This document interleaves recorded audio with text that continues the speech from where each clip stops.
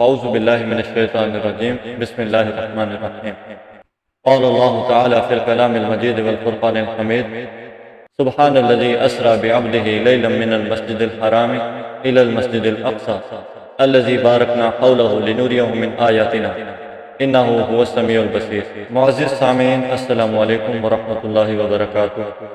آج ہم سے اس مقدس فریضے پر گہرائی سے غور کرنے کی اپیل کی گئی ہے جو ہمیں فلسطین اور مسجد الاقصی سے منسلک کرتا ہے۔ یہ سرزمین جو ہمارے ایمان سے بھی پیاری ہے، شدید خطرے میں ہے، اور اس کے دفاع میں ثابت قدم رہنا ہماری اجتماعی ذمہ داری ہے۔ اب وقت آ گیا ہے کہ مسلم امہ غیر متزلزل عزم کے ساتھ اٹھیں اور مقدس مقامات کی حفاظت کے لیے اپنا الہی فرض پورا کریں۔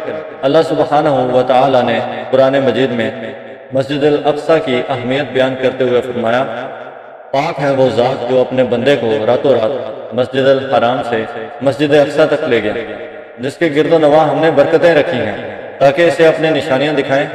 بے شک وہ سننے والا ہے اور دیکھنے والا ہے۔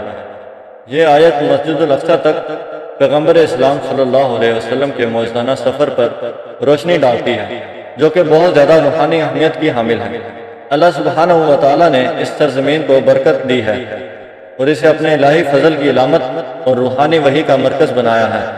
اللہ سبحانہ و تعالی نے قرآن مجید میں زمین کی بابرکت نوعیت کا بھی ذکر کیا ہے، اور یقیناً ہم نے اس سرزمین کے گرد و نواح برکت دی ہے جس میں ہم نے بنی اسرائیل پر بڑا احسان کیا ہے۔ معزز سامعین، فلسطین ایک ایسی سرزمین ہے جو تاریخی اور روحانی اہمیت رکھتی ہے۔ بہت سے انبیاء کی سرزمین اور بے شمار آسمانی واقعات کا گواہ ہے۔ یہ تقدس ہمیں اس کی حفاظت اور اس کی عزت کو برقرار رکھنے پر مجبور کرتا ہے۔ پیغمبر اسلام صلی اللہ علیہ وسلم نے متعدد احادیث میں مسجد الاقصی کی اہمیت پر زور دیا ہے۔ نبی کریم صلی اللہ علیہ وسلم نے فرمایا، 3 مساجد کے علاوہ کسی سفر پر نہ نکلو، مسجد حرام، مسجد نبوی اور مسجد الاقصی۔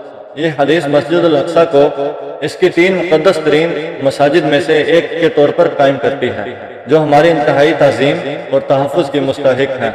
فلسطین اور مسجد الاقصی کی اہمیت ہم پر گہری ذمہ داری عائد کرتی ہے۔ اللہ سبحانہ و تعالیٰ نے ہمیں قرآن مجید میں حکم دیا ہے، اے لوگوں جو ایمان لائے ہو، انصاف پر ثابت قدم رہو، اللہ کے لیے گواہ بنو، خواہ وہ تمہارے اپنے یا تمہارے والدین یا تمہارے رشتہ داروں کے خلاف ہی کیوں نہ ہو۔ اس حکم کا تقاضا یہ ہے کہ ہم انصاف سے کام لیں اور مظلوموں کے حقوق کو برقرار رکھیں۔ فلسطینی عوام کے مصائب اور مسجد الاقصی کے خلاف دھمکیاں ہماری فعال مصروفیت اور حمایت کا مطالبہ کرتی ہیں۔ نبی کریم صلی اللہ علیہ وسلم نے فرمایا، اپنے بھائی کی مدد کرو۔ فلسطین کے لیے ہماری حمایت ظلم اور ناانصافی کے خلاف ہے۔ ہمیں اس ظلم کے تسلسل کو روکنا چاہیے اور فلسطینی عوام کی انصاف اور آزادی کی جدوجہد میں ان کی حمایت کرنی چاہیے۔ ان آسمانی تعلیمات کی روشنی میں ہمیں کیا اقدامات کرنے چاہیے؟ فلسطین کی صورتحال اور مسجد الاقصی کی اہمیت کے بارے میں معلومات پھیلانے کے لیے اپنے پلیٹ فارمز کا استعمال کریں۔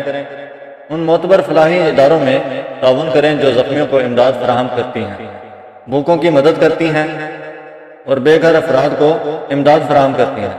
آپ کی شراکتیں اہم فرق کر سکتی ہیں۔ دعا کریں اور استغفار کریں۔ فلسطین کی حفاظت اور آزادی کے لیے مسلسل دعا کریں۔ مسجد الاقصی کی حفاظت کے لیے دعا کریں اور ہماری اجتماعی کوششوں کے لیے اللہ سے مغفرت اور رہنمائی طلب کریں۔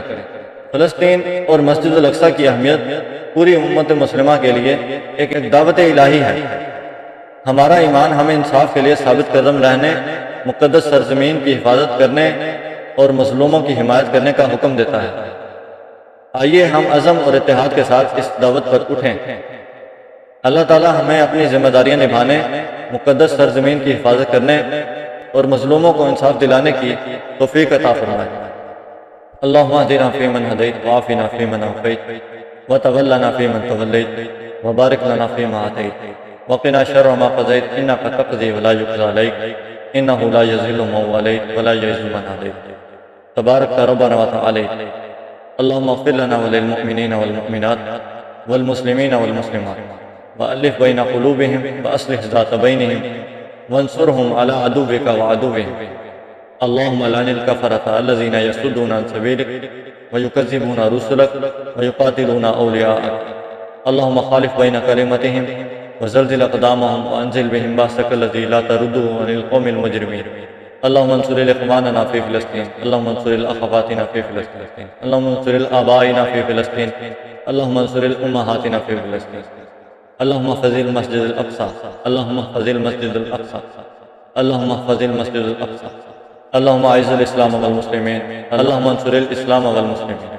سبحان ربك رب العزة عما يصفون وسلام على المرسلين والحمد لله رب العالمين. اللهم تقبل منا إنك أنت السميع العليم وتب علينا إنك أنت التواب الرحيم. وأقول قولي هذا واستغفر الله لي ولكم ولسائر المسلمين فاستغفروه إنه هو الغفور الرحيم.